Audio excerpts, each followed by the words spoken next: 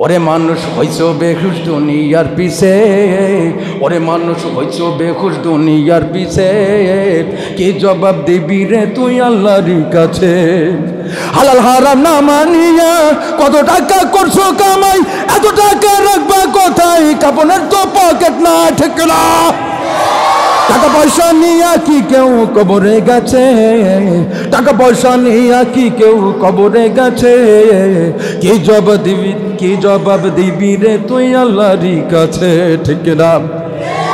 আমার বন্ধুগণ, আজকে আপনি ক্ষমতার চেয়ার নিয়ে এত বাহাদুরি করতেছেন, এত রক্তপাত, এত কিছু, হাতে ধরে পায়ে ধরে বলে যাই আমার বন্ধুগণ, আল্লাহ পাক রব্বুল আলামিন এই দুনিয়ায় শুধু আপনাকে ভালো মন্দ খাওয়ার জন্য এবং উচ্চ বিলাস করার জন্য দুনিয়ায় পাঠায় নাই। আল্লাহ পাক রব্বুল আলামিন আপনাকে দুনিয়ার পরে প্রেরণ করেছেন দুনিয়ার বিনিময়ে আখিরাতকে করাই করার জন্য। কথা বলেন ঠিক কিনা? আমার বন্ধুগণ, যুগে যুগে আল্লাহ পাক রব্বুল আলামিন তার প্রিয় ব্যক্তিত্বকে চিহ্নিত করার জন্য পরীক্ষা নিয়েছেন।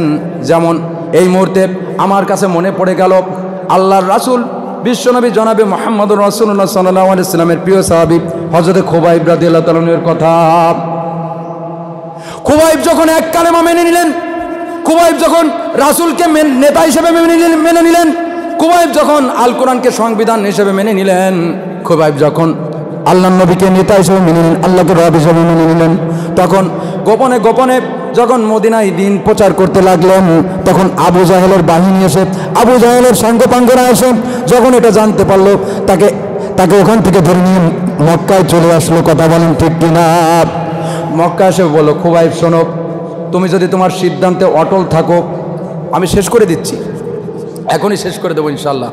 খুবাইব, যদি তুমি তোমার সিদ্ধান্তে অটল থাকো তাহলে চিরজীবন তোমাকে জেলখানায় থাকতে হবে। খুবাইবকে বেঁধে ফেলা হলো।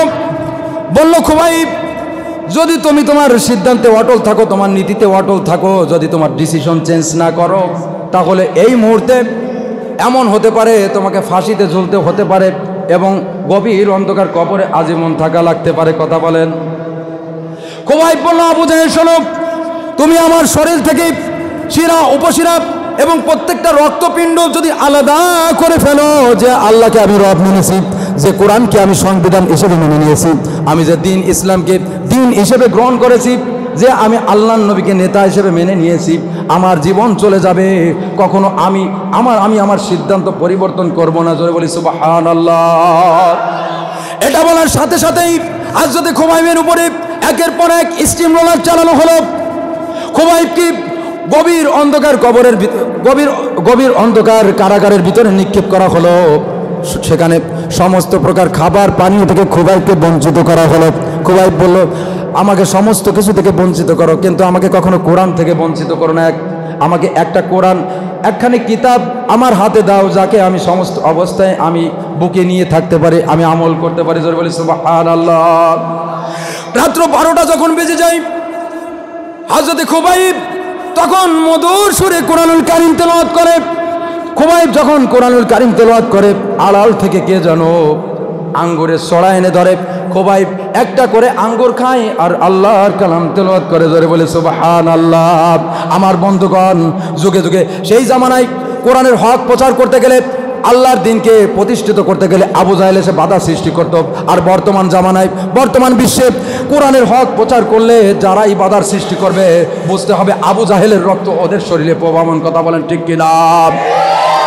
আমার বন্ধুগণ, এই সমস্ত আবু জাহেলের কাছে মুমিন কখনো মাথা নত করতে পারে না।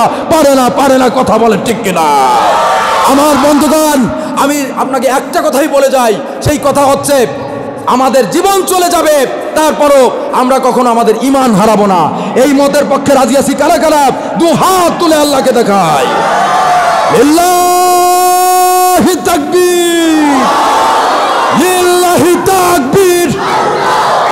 আল কোরআনের আলো, আল হাদিসের আলো, আল কোরআনের শত্রুরা। আলহামদুলিল্লাহ, হাত নামান।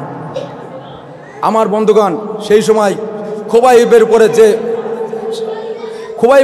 যা করা হয়েছিল, এটা যদি আপনার আমার উপরে করা হয়, তাহলে আপনার আমার ঈমান থাকবে? আচ্ছা, ইনশাল্লাহ আলহামদুলিল্লাহ আজকে যতটুকু পরিমাণ শুনেছি, যতটুকু পরিমাণ আপনারা দাওয়াত দিয়েছেন, এ ভাই শোনেন, বসেন ভাই।